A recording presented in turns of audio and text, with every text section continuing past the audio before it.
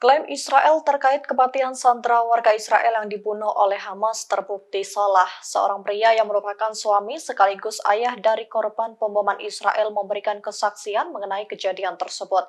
Ia mengatakan bahwa istri dan dua anaknya tewas akibat serangan udara Israel dan jenazahnya tak mendapat izin untuk dipulangkan. Pengakuan itu disampaikan oleh seorang pria bernama Yarden Bibas yang membuat video kesaksiannya dan diunggah di Telegram milik Brigade Al-Qassam pada Jumat 1 Desember 2023. Dalam video tersebut, Bibas menegaskan bahwa istrinya, Sherry, dan kedua anaknya, Kfir dan Ariel, terbunuh akibat serangan udara Israel. Dengan raut wajah kesal, ia menjelaskan bahwa pemerintah Israel juga menolak atas penyerahan jenazah istri dan anak-anaknya. Padahal Hamas sendiri sudah menawarkan untuk memulangkan jenazah keluarganya. Pernyataan ini membuktikan bahwa Israel sendirilah yang menjadi dalang dari pembunuhan warganya sendiri.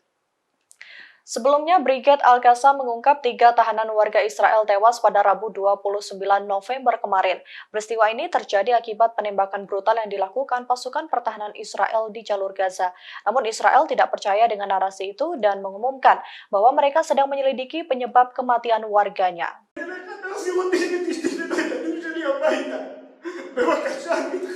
Pasukan pertahanan Israel atau IDF berkali-kali membuat propaganda dan pernyataan bohong terkait kekejaman Brigade Al-Qassam.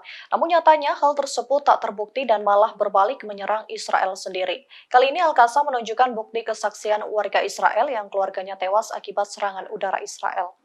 Pria warga Israel bernama Yarden Bibas memberikan kesaksiannya terkait kematian istrinya Sherry dan kedua anaknya bernama Kfir dan Ariel. Video tersebut dirilis Al-Qassam pada Jumat 1 Desember 2023. Dalam video tersebut, Bibas menjelaskan bahwa keluarganya yang menjadi sandera terbunuh akibat serangan udara Israel di Gaza beberapa waktu lalu. Setelah itu, Al-Qassam mengumumkan kematian keluarganya dan menawarkan jenazahnya untuk dipulangkan. Namun Israel menolak jenazah tersebut untuk dipulangkan. Sebelumnya pada Rabu 29 November, Israel juga menuduh para korban tewas akibat ulah Hamas. Mereka bahkan bersikeras akan melakukan penyelidikan terhadap kasus pembunuhan tersebut. Namun Al-Qassam merilis video yang langsung mematahkan semua tuduhan Israel.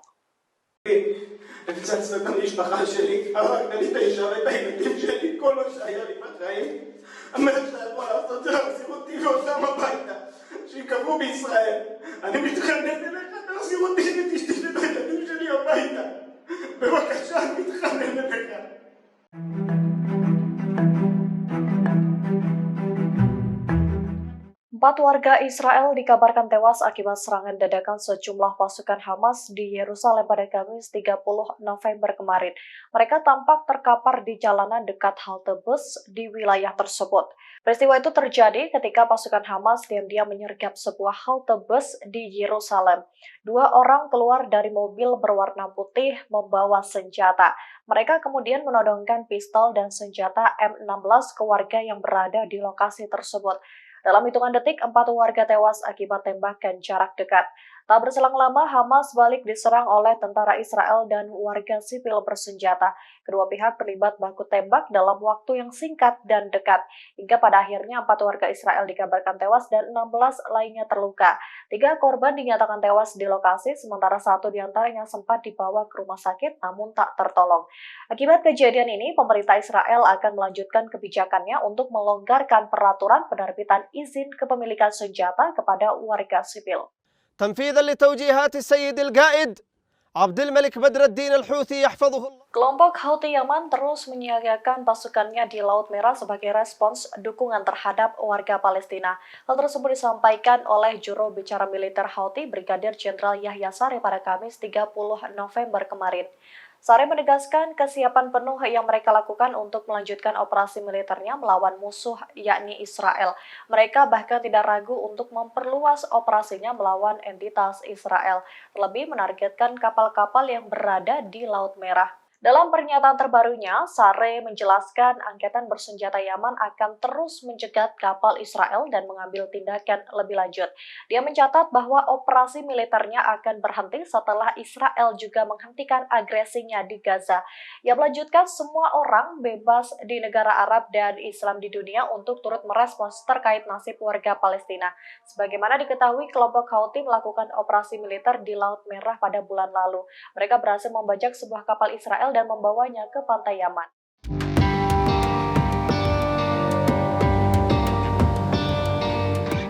Hubungan antara Amerika Serikat dan Israel kian memburuk. Amerika Serikat yang dulunya membantu Israel melawan Hamas kini mengancam akan memberikan hukuman kepada Perdana Menteri Netanyahu jika melanjutkan perang di Gaza. Hal tersebut disampaikan oleh Menteri Luar Negeri Amerika Serikat Antony Blinken seusai pertemuannya dengan para pejabat Israel beberapa waktu lalu. Blinken menegaskan bahwa agresi Israel di Gaza tak bisa dilanjutkan, sebab hal tersebut hanya akan menambah kerugian dan tekanan Israel di mata internasional. Tidak hanya itu, dalam pertemuan tersebut, Blinken juga meminta Israel untuk menerapkan apa yang disebutnya sebagai rencana perlindungan sipil. Ia meminta agar Israel memberikan wilayah perlindungan terhadap warga sipil yang berada di jalur Gaza. Dukungan ini dimaksudkan untuk mencegah bertambahnya jumlah korban tewas akibat perang yang saat ini mencapai lebih dari 14.000 orang. Sebelumnya, Presiden Amerika Serikat Joe Biden juga sempat marah ke Perdana Menteri Israel Benjamin Netanyahu. Ia mengutuk perbuatan Netanyahu yang tetap ingin melanjutkan perang di Gaza namun tidak melindungi warga di Gaza. Meski Amerika menjadi pemasok utama senjata Israel sejak 1948, namun Biden mengatakan bahwa negaranya tidak pernah mengizinkan Israel untuk melakukan kejahatan perang.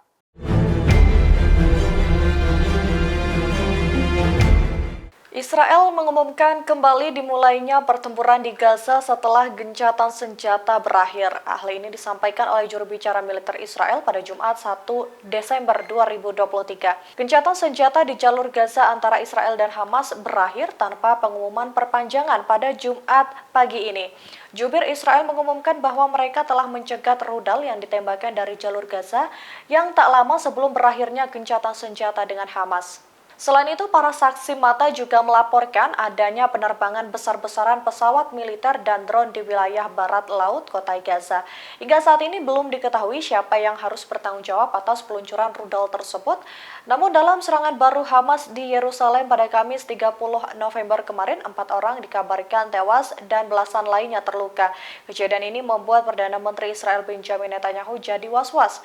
Ia turut melonggarkan aturan penggunaan senjata oleh warga sipil.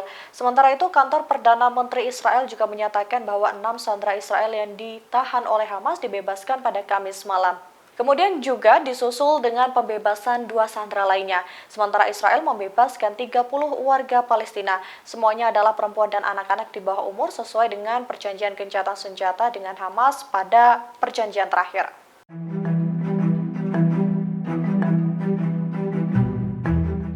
Bentrokan sengit antara pasukan Hamas dan Israel kembali terjadi seusai gencatan senjata berakhir tanpa kesepakatan baru pada Jumat 1 Desember 2023. Kepulan asap, suara ledakan, dan tembakan kembali menghantui warga di Gaza. Israel secara brutal menargetkan serangan di Rafah yang menewaskan 3 orang. Penampakan langit yang mencekam kembali terekam dalam sebuah video yang tersebar di platform X. Setelah gencatan senjata berakhir, suasana mengerikan menghampiri warga di Gaza. Dalam serangan terbaru, Israel pada Jumat ini telah menghantam Gaza Selatan termasuk komunitas Abasan di timur kota Khan Yunis. Serangan lain juga terjadi di sebuah rumah di barat laut kota Gaza. Ledakan keras dan terus-menerus terdengar dari jalur Gaza dan asap hitam yang mengepul dari wilayah tersebut.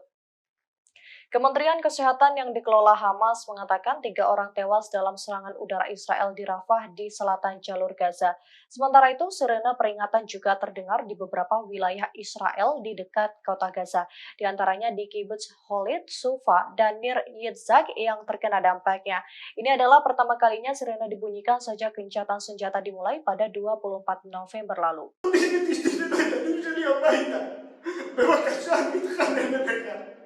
Brigade Al-Qassam, sayap militer gerakan Hamas Palestina menerbitkan pesan video dari Yarden Bibas yang istri dan 2 anaknya dibunuh oleh pasukan pendudukan Israel.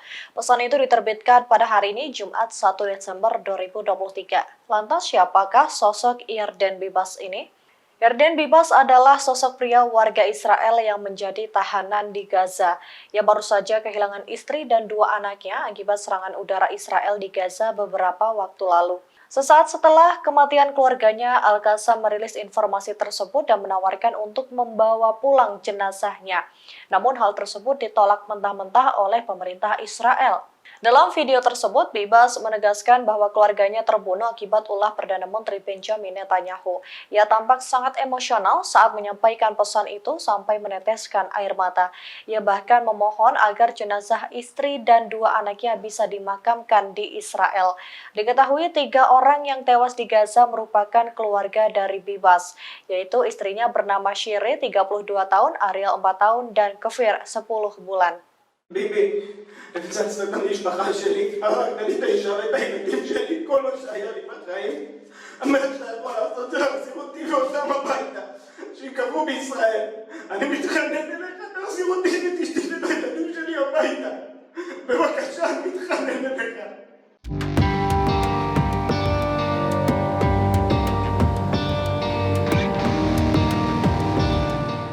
Seorang wanita warga Israel resmi melepaskan status kewarganegaraannya akibat tak setuju dengan agresi Israel di Gaza. Keputusan ini diambil meski dia harus kehilangan keluarga dan kerabat dekatnya di Israel. Diketahui wanita itu bernama Yuula Benivolsky. Ia merupakan sosok pembuat film Israel Kanada yang berbasis di Toronto. Setelah melepaskan kewarganegaraan Israel, ia hanya memiliki kewarganegaraan tunggal yakni Kanada. Keputusannya mencabut status kewarganegaraan memberikan dampak yang begitu besar bagi hidupnya, di mana ia tak lagi bisa mengunjungi tempat di mana dia telah dibesarkan, serta ia akan dipisahkan dengan keluarga dan kerabat dekatnya. Namun meski begitu, ia tak menyesali telah mengambil keputusan tersebut. Dalam video yang dia unggah di akun Instagram pribadinya, dia mengatakan perang dan kematian cenderung merugikan warga Israel. Namun pemerintah tidak mau tahu karena ketidakadilan yang terjadi di sana. Di akhir video, dia berharap bisa menyampaikan pesan kepada orang-orang yang berada di posisi seperti dirinya untuk melakukan hal yang sama.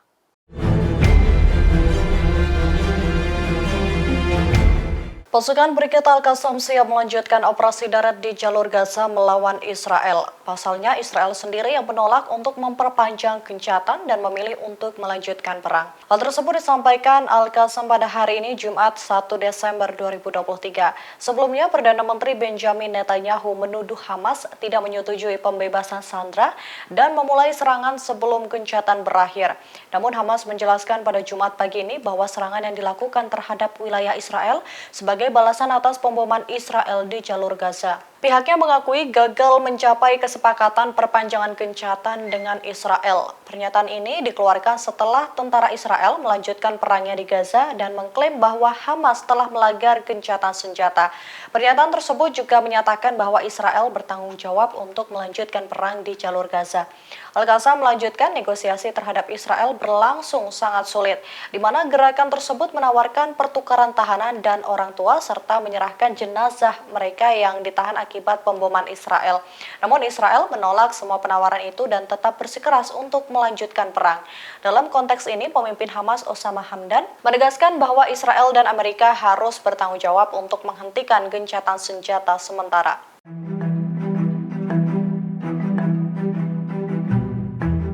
Pasukan pertahanan Israel atau IDF dan Hamas kembali memanas di medan perang. Gencatan senjata dan pertukaran sandera berakhir pada Jumat 1 Desember hari ini.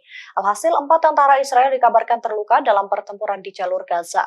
Media Ibrani mengumumkan 4 tentara IDF terluka dalam pertempuran di jalur Gaza Utara. Mereka kemudian diangkut dengan menggunakan helikopter militer. Setelah itu mereka langsung dibawa ke rumah sakit Soroka di Be'er-Sheba. Namun belum ada rincian lebih lanjut mengenai kejadian ini. Sebagaimana diketahui, pertempuran sengit kembali terjadi sejak gencatan senjata berakhir. Hamas terus meningkatkan serangannya terhadap tentara Israel. Beberapa roket telah ditembakkan dari Gaza ke Israel dalam 1 jam terakhir. Serangan ini menyebabkan kerusakan infrastruktur di Kibbutz Mevalsim. Sementara itu, asap tebal terlihat di atas Gaza Utara setelah serangan udara Israel. Dan sebuah helikopter militer Israel digambarkan melepaskan suar di perbatasan. Setidaknya 37 warga Palestina dikabarkan tewas dalam serangan baru Israel pagi ini. Download Tribun X sekarang, menghadirkan lokal menjadi Indonesia.